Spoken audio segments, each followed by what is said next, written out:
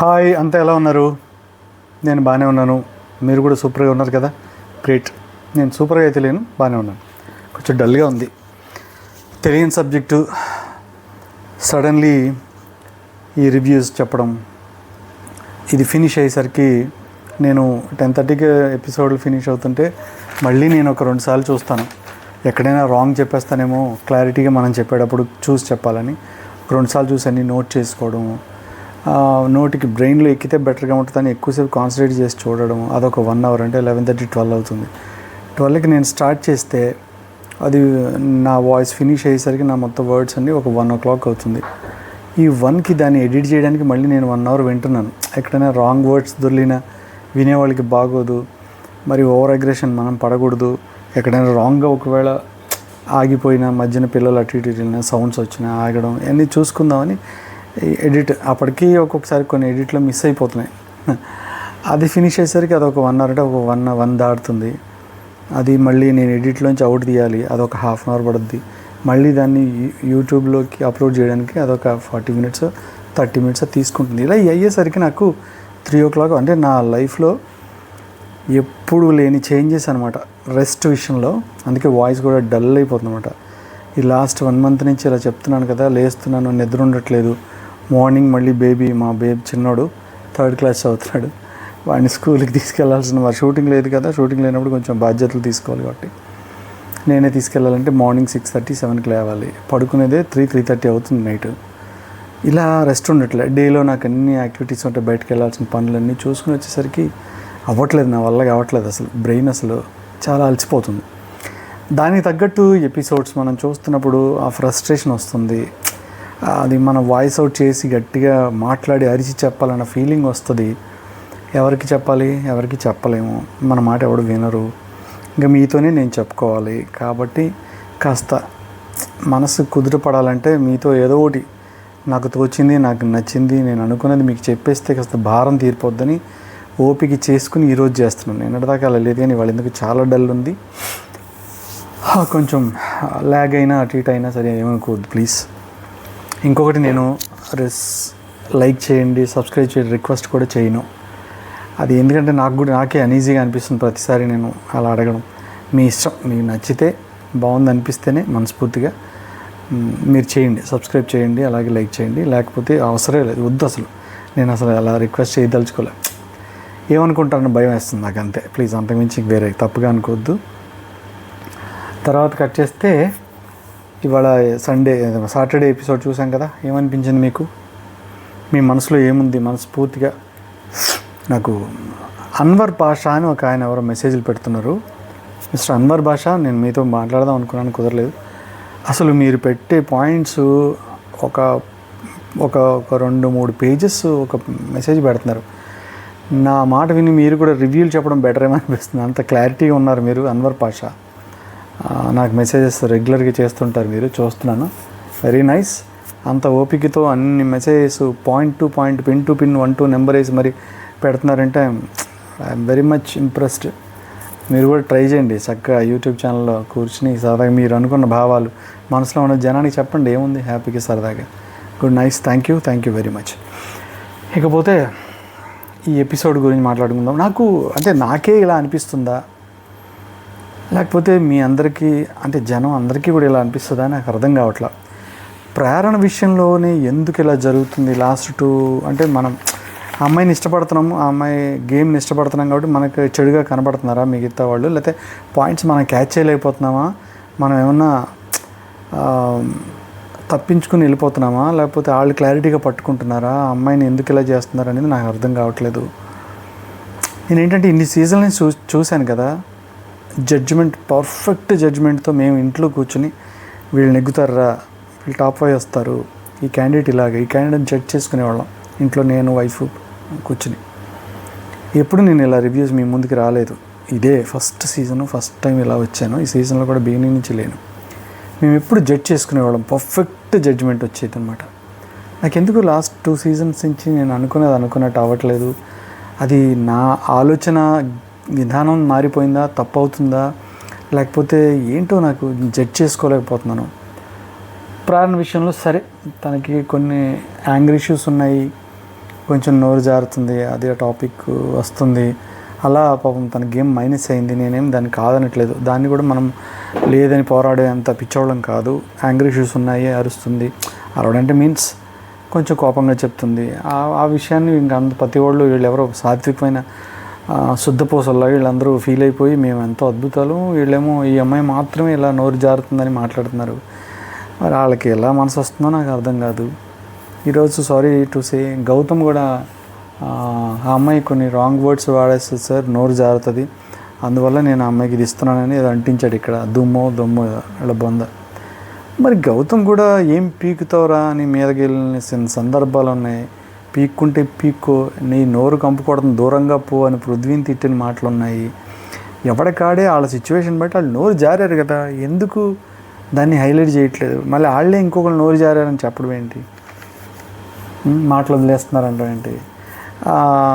గౌతమ్ అనే అతను ఆ అమ్మాయికి బ్లాక్ టికెట్ కోసం ఏదో చెప్పి మొన్న టాస్కులు ఆ అమ్మాయి తీసుకోలేకపోయిందండి. గడిది గుడ్ అండి, గూస్ అండి, ఆవిడెవరో మహానుభావులు ఇద్దరు వచ్చారు, శుద్ధపూసలు వచ్చి పాపం జడ్జిమెంట్ ఇచ్చారు సంచాలక్స్. ఆ సంచాలక్స్ ఇచ్చిన అమ్మాయి తీసుకోలేకపోయిందండి, బిహేవియర్ కరెక్ట్గా లేదు, వాళ్ళతో సరిగ్గా ప్రవర్తించలేదు అని ఇతను ఈ గౌతమ్ అనేవాడు చెప్పడం. అక్కడ ఏం జరిగిందో అందరికీ తెలుసు, వాళ్ళ జడ్జిమెంట్ ఎంత వర్స్ట్గా ఉందో తెలుసు. అక్కడ నువ్వున్నా, నేనున్నా, ఎవడున్నా, అక్కడ గౌతమ్ ఉన్నా ఆ అమ్మాయిలాగే రియాక్ట్ అవుతారు. అరే బయటపడిపోతామేమో, మాస్క్ వేసుకుందామంటే అందరూ ఏం జరిగినా ఎలా, ఓకే మేడం పర్లేదు, మీరు నన్ను చీ కొట్టినా పర్లేదు, చిచి ఎదవా అన్నా పర్లేదండి, మీరు సంచాలక్స్, మీరు మహానుభావులు అని అంటారు మాస్క్ గాళ్ళు అయితే. ఏం లేదు, ఉన్నది ఉన్నట్టుగా మొహం మీద మాట్లాడే మనస్తత్వం ఉన్నవాళ్ళు పృథ్వీలాగా, ఒక ప్రేరణలాగా ఫేస్ టు ఫేస్ ఏది ఉంటే అది అనేస్తారు, మాట్లాడేస్తారు. ఇందులో మాస్క్ ఎక్కడ ఉంటుంది? మాస్క్ ఉన్నవాడే మూసుకొని ఉంటాడు. తేజ అనేవాడు ఇందాక వెళ్ళిపోతే ఏం వాక్కుంటే వెళ్ళిపోయాడు. మన గౌతమ్ గురించి ఏం మాట్లాడాడు, ఎక్కడి నుంచి క్యారీ ఫార్వర్డ్ చేశాడో చెప్పాడు, మొత్తం చెప్పాడు. వీడి సంగతి నాకు తెలుసు, వీడి గేమ్ ఎలా ఉంటుందో తెలుసు నేను అన్నాడు, మనం విన్నాం. ఈరోజు డైరెక్ట్గా నాగార్జున గారి ముందు ఏం చెప్తున్నాడు, అప్పుడిప్పుడు అదేంటది షీల్డ్ ఎవిక్షన్ పాస్ కదా, ఇదే కాపాడతారు కదా, చచ్చిపోయే వాళ్ళని కాపాడే షీల్డ్ ఒకటి ఉంటుంది కదా, ఆ షీల్డ్ వీడు నా ఫ్రెండ్ కదా, వీడు నాకు ఇస్తాడని అనుకున్నాను, కానీ తీసుకెళ్ళి ఆవిడ తేజకి ఇచ్చాడు. ఇంకో తేజ ఉన్నారు కదా వెళ్ళిపోయిన ఆవిడకి ఇచ్చాడు. అప్పుడు నేను అడగలేదు, నేను ఎవరి నుంచి ఏమీ ఎక్స్పెక్ట్ చేయలేదు. డైలాగ్ చూసారా, ఇది శుద్ధపోస డైలాగులు అంటారు, అంటే మైండ్లో పెట్టుకుని వీళ్ళు బయటికి నార్మల్గా ఇన్నాళ్ళు బతుక్కుంటూ వచ్చాడు అనమాట. అతనితో చెప్తున్నాడు కదా, మొహమ్మే చెప్తున్నాడు. అప్పుడు ఆ పాస్ నాకు ఇస్తాడు అనుకున్నాను, కానీ ఆ అమ్మాయికి ఇచ్చాడు. అయినా నేను అడగలేదు సార్, పోనీ అది వదిలేయండి. తర్వాత ఏమో సేవ్ చేసే అవకాశం వచ్చింది, అప్పుడు కూడా ఆవిడనే సేవ్ చేశాడు, నన్ను సేవ్ చేయలేదు, అయినా నేను అడగలేదు. ఆ రోజు ప్రేరణ అడిగేసింది, ఏమయ్యా నువ్వు నాకెందుకు ఇవ్వలేదు, తనకెందుకు ఇచ్చావని అడగలే, నాకెందుకు ఇవ్వలేదని మాత్రమే అడిగింది. అలా అడిగినందుకు ఇష్టం వచ్చినట్టు మాట్లాడాడు. ఇప్పుడు ఇతను మనసులో పెట్టుకుని ఇప్పటిదాకా ఇవ్వలేదన్న విషయాన్ని బయటపడకుండా మాస్క్ వేసుకుని నిన్నాళ్ళు ఆగి, ఇప్పుడు ఇంకొక 2-3 సార్లు కూడా ఇలాగే తను ఎంకరేజ్ చేయట్లేదన్న విషయంలో అతను బరస్ట్ అయ్యి నిన్న అతనితో అంత గొడవ పెట్టుకున్నాడు. అది క్లారిటీ ఉన్న మనస్తత్వమా? ఎప్పటికప్పుడు మన మనసులో ఉన్నది బయట పెట్టేసి వాళ్ళతో మాట్లాడి క్లియర్ చేసుకోవడం నిజమైన మనస్తత్వమా? ఇది మాస్క్తో బ్రతకడమా? అది మాస్క్తో బ్రతకడమా? ఎవరు ఇక్కడ క్లియర్గా ఉన్నారు చెప్పండి? ఎప్పటి నుంచో క్యారీ ఫార్వర్డ్ చేస్తున్నాడు తేజ గౌతమ్ విషయంలో. లేయర్లు ఉంటాయి మా వాడి దగ్గర అని అదేదో క్యాబేజీకో కాలీఫ్లవర్ క్యాబేజీకి పెట్టాడు మనోడిని, గౌతమ్ని. రోజుకో లేయర్ తీస్తాడు, వీడి మనస్సాక్షికి తెలుసు, ఏదో పెద్ద డైలాగులు. మరి అతను ఇంత మైండ్లో పెట్టుకుని బాగా రగిలిపోయిపోతే అదేదో అప్పుడే నువ్వు అడగచ్చు కదరా నాయన, అప్పుడు చెడైపోతానేమో, అప్పుడు వీళ్ళకి ఇంత పట్టులేదు, ఏదో వచ్చాము ఉంటామా పోతామా, ఏ నిమిషంలో మనల్ని ఎక్కడ పంపించేస్తారని భయంతో ఉండేవాడు. ఇప్పుడు అతని మైండ్లో ఉన్నదంతా బయటపెట్టాడు. ఇది క్లారిటీయా చెప్పండి? ఆ రోజు అమ్మాయి డైరెక్ట్గా వెళ్ళి మొహం మీద అడిగింది, అతనికి నచ్చలేదు, అలా అడగడం నచ్చలేదు, ఇతను అడగలేదు, దాచుకున్నాడు, ఇన్నాళ్ళు సస్టైన్ అయ్యాడు. ఇతను కూడా ఆ రోజు గౌతమ్ని అడుగుంటే గౌతమ్కి యాంటీ అయ్యేవాడు, గౌతమ్ ఇతని మీద కార్యక్రమం పెట్టేవాడు. ఇక్కడ ఈరోజు ఓవరాల్ ఎపిసోడ్ ఇది మనం ఫ్యామిలీ లాగా మాట్లాడుతున్నాం మీతో సరదాగా, నా ఫ్యామిలీ, నా ఫ్రెండ్స్, మనం కూర్చుని ఎలా మాట్లాడుకుంటాం ఒక విషయాన్ని అలా మాట్లాడుతున్నాను. ప్లీజ్ నిజమో కాదో చెప్పండి. ఈరోజు ఎంటైర్ ఎపిసోడ్ చూస్తే ఈ దుమ్ము దమ్ముకు సంబంధించిన దానికి కానీ లేకపోతే తర్వాత ఇంక ఈ బ్లాక్ టికెట్స్కి గోల్డెన్ టికెట్కి వీళ్ళు వాళ్ళ కారణాలు చెప్పారు కదా ఇవ్వడానికి రీజన్స్, అవి కానీ ఇటు ఈ బ్యాచ్ కానీ అటు ఆ బ్యాచ్ కానీ ఎవరైనా ఇప్పుడు నాకు ఎక్కువ కాన్సన్ట్రేషన్ అంతా వీళ్ళ మీదకి వెళ్ళిపోయింది. ఇప్పుడు రోహిణి వాళ్ళ మీదకి వెళ్ళిపోయింది. ఎవరికి వాళ్ళు వాళ్ళ పగలు ప్రతీకారం మైండ్లో పెట్టుకుని అక్కడ కారణాలు చెప్పారు తప్ప ఒక జెన్యున్ ప్లేయరు ఈ ప్లేయర్ ఇలా ఆడతాడు, లేకపోతే నాకు నచ్చకపోయినా ఇతనిలో ఉన్న క్వాలిటీ ఇలాంటి క్వాలిటీ కాబట్టి ఇతనికి ఇదే సిచ్యువేషన్ బట్టి మేము ఇద్దరం తిట్టుకుని ఉండొచ్చు, బట్ ఇతనిలో ఈ మంచి క్వాలిటీ ఉంది, లేకపోతే ఈ అమ్మాయిలో ఈ క్వాలిటీ ఉంది అని ఒక్కళ్ళైనా మాస్క్ లేకుండా పర్ఫెక్ట్గా మాట్లాడారా? ఎవరికి వాళ్ళే వాళ్ళ మైండ్లో వాళ్ళ మీద ఉన్న కోపాన్ని సస్టైన్ చేశారు. నిన్నటిదాకా పక్కలో పడుకోబెట్టుకుని నాకు ఆచే నా బూచే నా బుజ్జే అని ఈ రోహిణి అనే క్యారెక్టరు ప్రేరణని ఇప్పుడు ఏదో చిన్న గొడవ చిన్న ఇష్యూ అయింది వాళ్ళిద్దరి మధ్యనని ఆ తేజ అని అతను చెప్పిన అన్నీ వినేసి ఈ రోజున ఈ అమ్మాయి ఎందుకు పనికిరాదు, ఇది దుమ్ము లాంటిది, రేపో మాపో పోతుంది అన్నట్టుగా చెప్పేసింది మొహం మీద అంటించేసి. అంతేనా? 2 వారాలు వెనక్కి వెళ్ళి మీరు చూసుకుంటే మీ లైఫ్ ఏంటో ఇంటికి వెళ్ళిన తర్వాత మీ మీద మీకే అసహ్యం వేస్తుంది. అరే ఇలా ప్రవర్తించానా అనిపిస్తుంది. ప్రతిదీ ఆవేశంలో నిర్ణయాలు తీసేసుకోవడమే, ఆడి చెప్పింది ఈడు చెప్పిన చాడీలు వినేయడమే. ఒక పక్క క్లారిటీగా అమ్మాయి ఇంత క్లియర్గా అన్ని సిచ్యువేషన్స్లోనూ ఆ అమ్మాయి పర్ఫెక్ట్గా ఉన్నప్పుడు వీళ్ళు అపార్థాలు చేసుకుని బిహేవ్ చేస్తున్నప్పుడు క్వశ్చన్ చేసేవాడు లేడు, సపోర్ట్ చేసేవాడు లేడు. జనంలో కూడా అలాగే ఉన్నారు, ఇష్టం లేనట్టు. ఎందుకు మరి అమ్మాయి మీద ఆడవాళ్ళు రివ్యూవర్ ఎవరో ఒక ఆవిడ ఉంది, స్పై అక్కో ఏదో అక్క, ఆవిడ కూడా ఏదో పగబట్టినట్టు మాట్లాడుతుంది ఆ అమ్మాయి మీద. మరి అమ్మాయికి ఈ అమ్మాయికి ఏం ప్రాబ్లం ఉందేమో నాకు తెలియదు. ఎందుకు అలాగా? కళ్ళ ముందు కనబడుతున్న రీజన్స్ కనబడుతున్నాయి, సాక్ష్యాలు కనబడుతున్నా కూడా ఆ అమ్మాయినే తిడుతున్నారు. నాకు అదే అర్థం కాదు. అంటే నాది ఏదైనా రాంగ్ వెళ్తుందా నా బ్రెయిన్లో, లేకపోతే వాళ్ళు కరెక్టా నేను కరెక్ట్ కాదా, అది ఇది జాబ్ మనకు పనిచేస్తుందా పనిచేయదా అనే డౌట్ కూడా వచ్చింది నాకైతే లిటరల్గా. ఈరోజు ఈయన నాగార్జున గారు అసలు జరిగిన ఈ వారంలో ఇంకా నెక్స్ట్ వారంలో ఇంకా ఇష్యూస్ వాటి గురించి మాట్లాడడానికి ఏం ఉండవు. ఏమైనా మాట్లాడితే ఈ వారంలోనే లాస్ట్ వీక్ జరిగిన పెద్ద పెద్ద ఇష్యూస్, గొళ్ళుమని పిల్లలు ఏడిచిన ఇష్యూస్, వీటికి సంబంధించింది మాట్లాడాలి. ఈరోజే మాట్లాడాలి మహా అయితే మాట్లాడితే. కానీ ఈరోజు అసలు ఆ విషయాలని ఎవరు టచ్ చేయలేదు, ఆయన అసలు ముట్టుకోలేదు.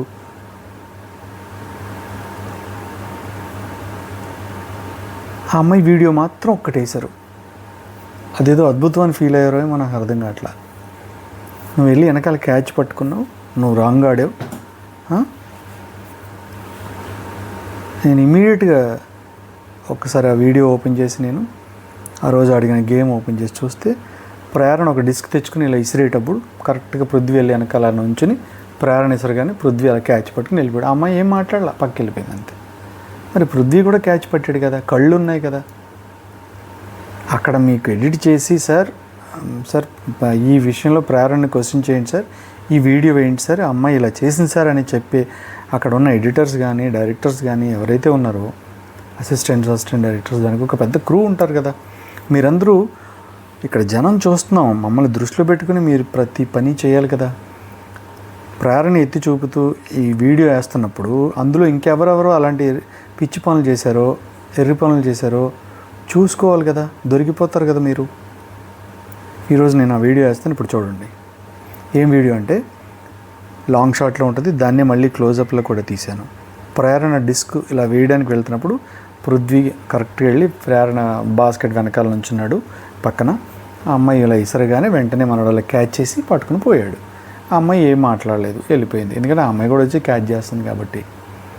అంతకుముందు రీతిక అందరూ పడిన తర్వాతే తీసుకోవాలి, ఇదేంటిది ఎల్లో లైన్ యువతలే ఉండి అప్పుడు వెళ్ళి తీసుకోండి అంటే దానికన్నా ముందే గౌతమ్ వచ్చి అక్కడక్కడే తిరుగుతున్నాడు, ఆ లైన్లోనే లేడు. ప్రతి వాడు అక్కడ ఫౌల్ చేశారు. ఎందుకు పర్టికులర్గా ప్రేరణనే మీరు వీడియో వేసి ఆ చిన్నదాన్ని ఎందుకు చూపించారు? ఇప్పుడు పృథ్వీది చూపిస్తాను, మరి ఎవరు సమాధానం చెప్తారో చెప్పండి. ఇప్పుడు చూడండి.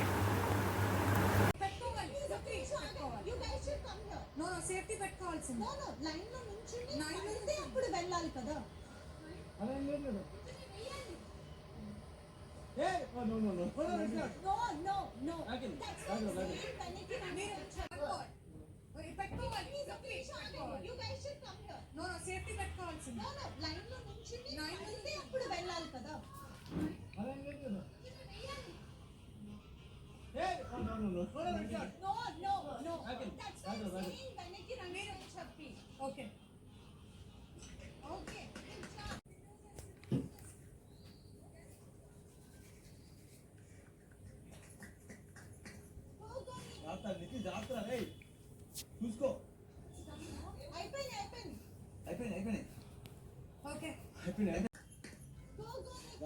జాగ్రత్త రే చూసుకో అయిపోయినాయి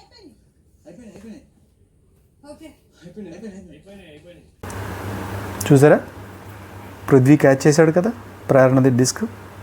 ప్రేరణ ఆయన మాట్లాడలేదు, వెళ్ళిపోయింది కదా. మరి ఇందులో ఏంటి చెప్పండి నాకు, ఏంటిది? ఇది ఎందుకు మీరు ఆలోచించలేకపోయారు?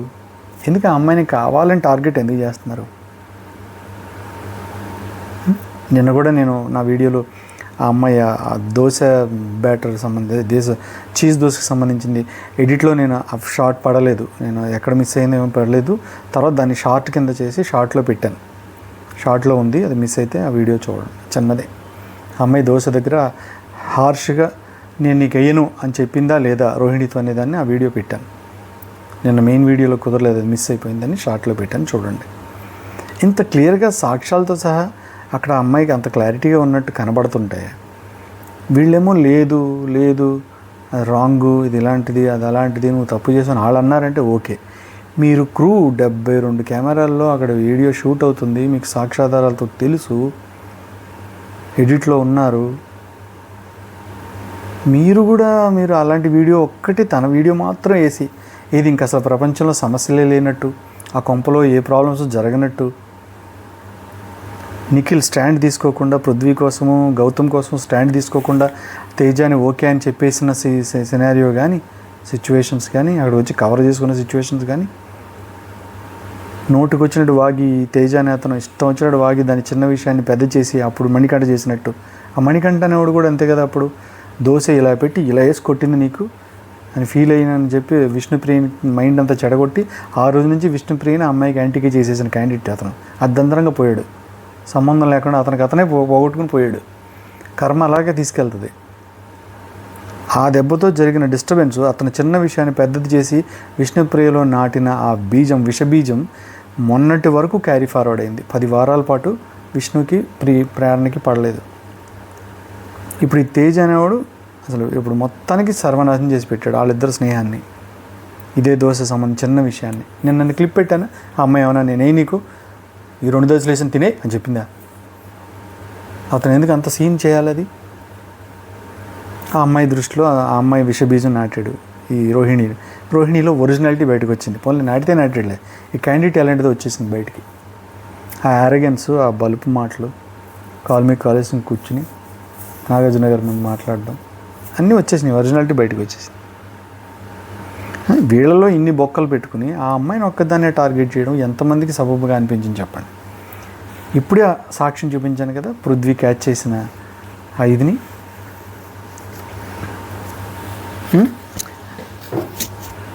సరే, అందరినీ అభిప్రాయాలు అడిగి ఏంటమ్మా అందరి అభిప్రాయాలకి వాల్యూ ఇచ్చారు. మరి అమ్మాయి గౌతమ్ విషయంలో క్లారిటీగా విషయం చెప్పినప్పుడు లేదు పగబో నేను గోల్డెన్ టికెట్ ఇస్తా అంటే ఏంటి దాని అర్థం? అలాంటప్పుడు గౌతమ్ గురించి ఎవరిని అడగద్దు మీరు.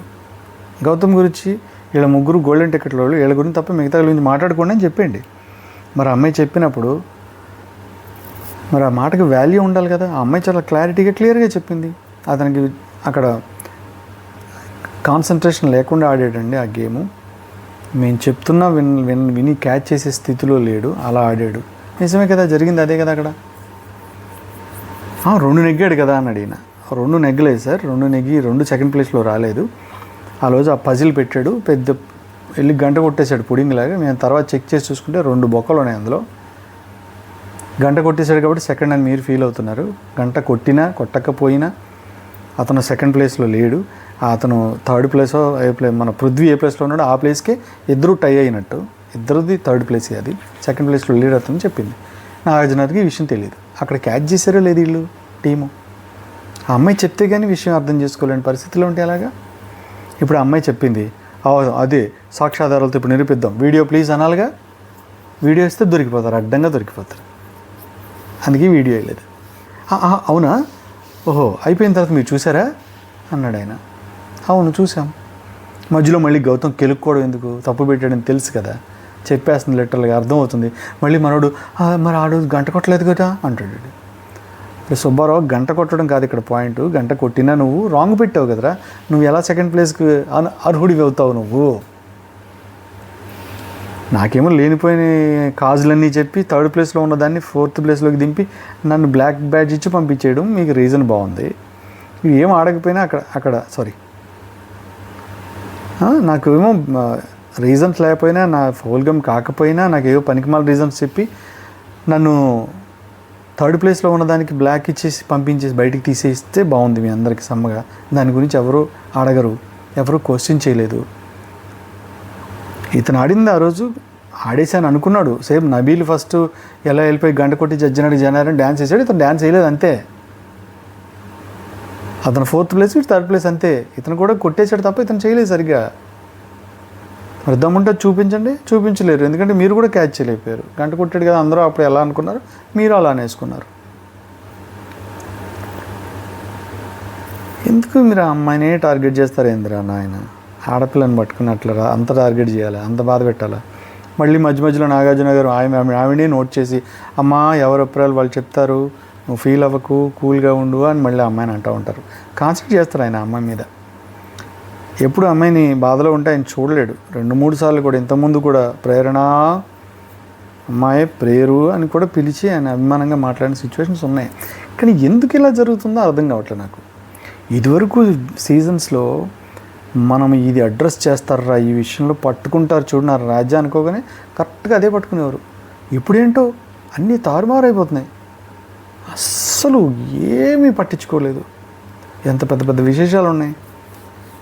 గేమ్ ఆడినప్పుడు అక్కడ 2-3 టాస్కుల్లోనూ జరిగిన ప్రాబ్లమ్స్ కానీ ఇంకొకటి కానీ అన్నిటిని అడ్రస్ చేయాలి కదా.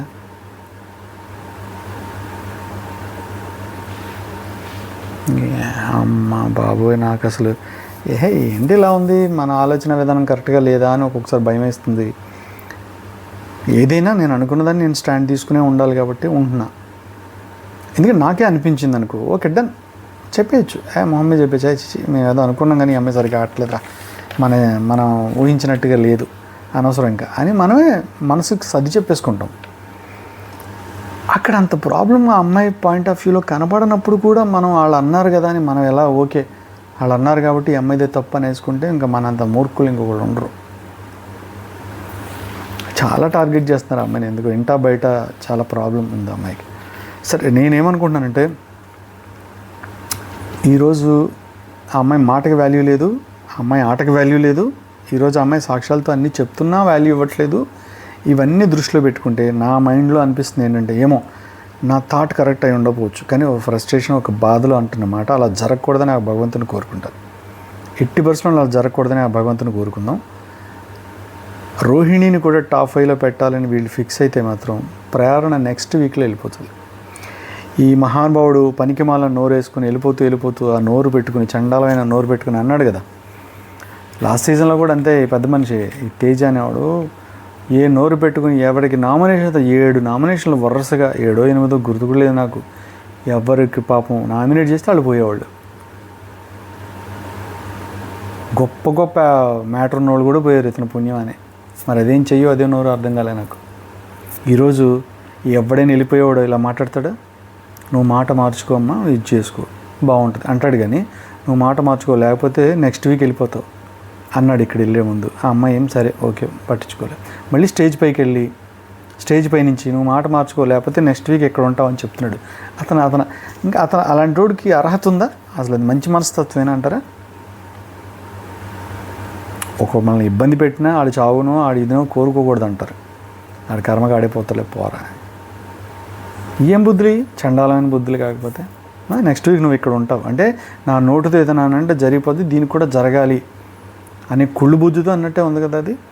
అసలు ఆ అమ్మాయి ఆటలో ఒక 10% ఆడేవా నీ బతుకు పెట్టుకుని ఎంటైర్ నువ్వు చూసావు వీడియో కానీ నీ ఎంటైర్ ఈ సొల్లు కబుర్లు చెప్పడం సోది ఆడమ్మా ఈడమ్మా అని బూతులు మాట్లాడడం ఏమే వసే అని మాట్లాడడం నోరు జారిందని ఆ అమ్మాయిని అంటారు ఈడు నోరు జారినంత ఎవరు నోరు జారాడు చెప్పండి ఎంటైర్ సీజన్లో ఎన్నిసార్లు నోరు చేయడు ఆడమ్మ ఆడెక్క ఓసిని అమ్మ ఓరి అమ్మో ఇయే కదా అమ్మలే కదా మాట్లాడేది అతను అది ఎందుకు కామెడీగా తీసుకున్నారు అతను కమెడియనా మీరేంటి ముగ్గురు కమెడియన్లను కలిపేస్తున్నాడు కమెడియనా వాళ్ళిద్దరూ చక్కగా ఒక టాస్క్ పండిస్తుంటే మధ్యలో దూరి పెంట చేస్తుంటాడు టైమింగ్ ఉండదు పాటు ఉండదు కమెడియన్ ఎలా అంటారు అతను వ్లాగ్ చేసుకుంటాడు టేస్టీ తేజ్ అని పేరు ఎందుకు వచ్చింది ఫుడ్ వ్లాగ్స్ చేస్తూ అదంతే అంతవరకే అతను మళ్ళీ కమెడియన్ అని మీరు అవినాష్కి రోహిణికి లింక్ పెడితే ఎలాగా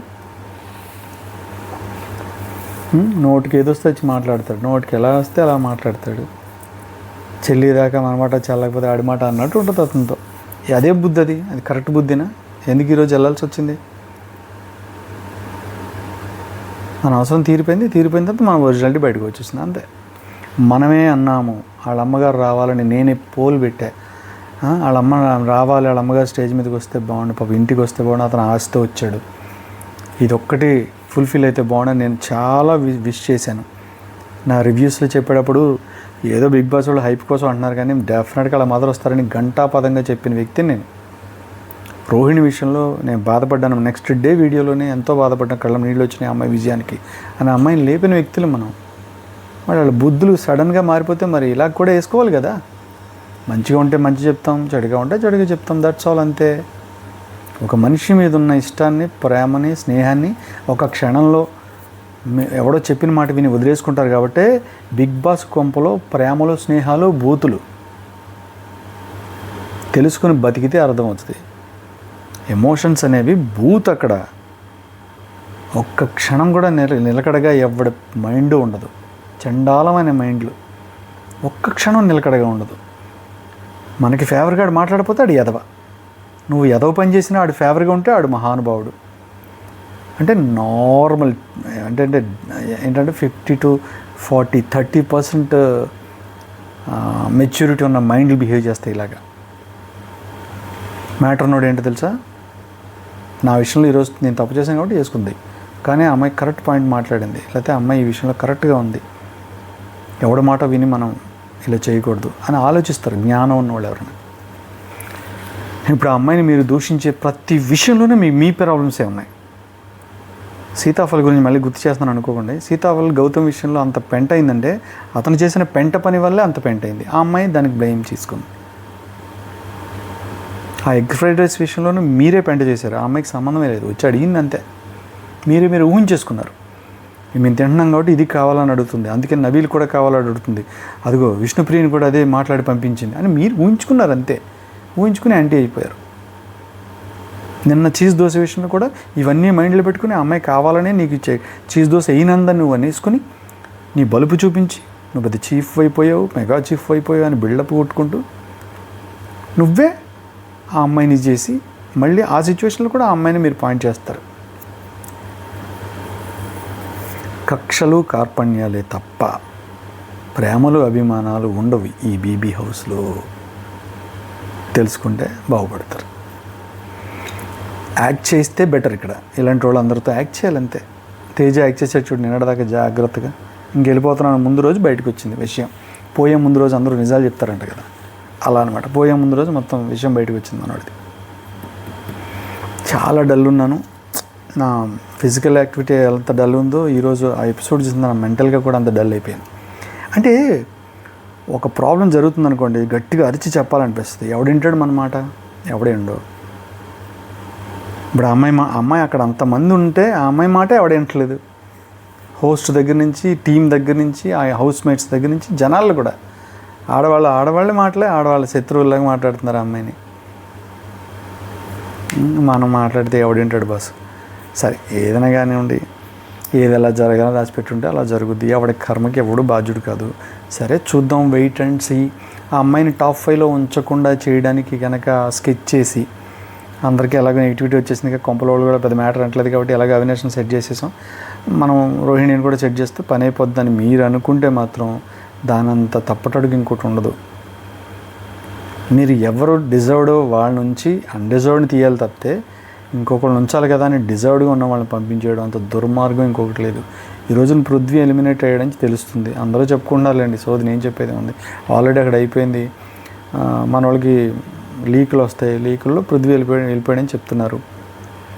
నిజంగా పృథ్వీ వెళ్ళాడా, నిజమా కాదా తెలీదు, వెళ్ళాడని అంటున్నారు కదా. ఒకవేళ అదే నిజమైతే ఒక మెట్టు మళ్ళీ బిగ్ బాస్ షోకి సంబంధించిన క్రెడిబిలిటీ కానీ దానికి ఉన్న వాల్యూ కానీ ఒక మెట్టు డ్యామ్ షో దిగుతుంది. ఇట్లా రాసి పెట్టుకోవచ్చు.